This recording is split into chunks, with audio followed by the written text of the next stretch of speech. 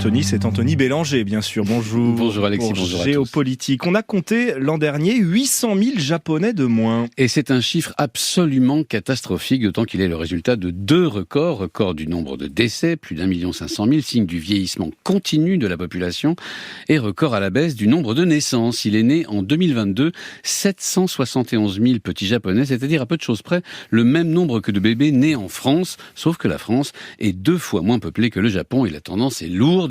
Ça fait 14 années consécutives que la population japonaise décroît, mais les chiffres de l'année dernière, qui viennent à peine d'être publiés d'ailleurs, sont encore plus cruels. Toutes les 47 préfectures, départements si vous voulez, toutes les 47 préfectures du Japon ont connu une baisse de leur population. Alors comment en est-on arrivé là ? Alors les explications sont multiples, mais commencent toutes par une évidence. La société japonaise reste très dure aux femmes. En termes d'égalité hommes-femmes, le Japon se situe au 125e rang mondial sur 146 pays, selon le Forum économique mondial.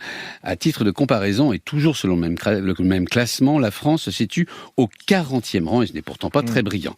Alors les femmes japonaises sont particulièrement bien formées, souvent mieux que les hommes, mais plus que n'importe quelle autre femme au monde. Dès que les Japonaises ont un enfant, elles sont souvent contraintes de mettre entre parenthèses, voire d'abandonner carrières et ambitions. Pour beaucoup d'entre elles, la solution est simple, pas d'enfant ou le plus tard possible. Alors que compte faire le gouvernement japonais ? Alors un tel niveau de dépopulation a entraîné évidemment une véritable panique gouvernementale. En janvier dernier, le Premier ministre Fumio Kishida a même déclaré que la nation japonaise était sur le point de ne plus pouvoir fonctionner normalement.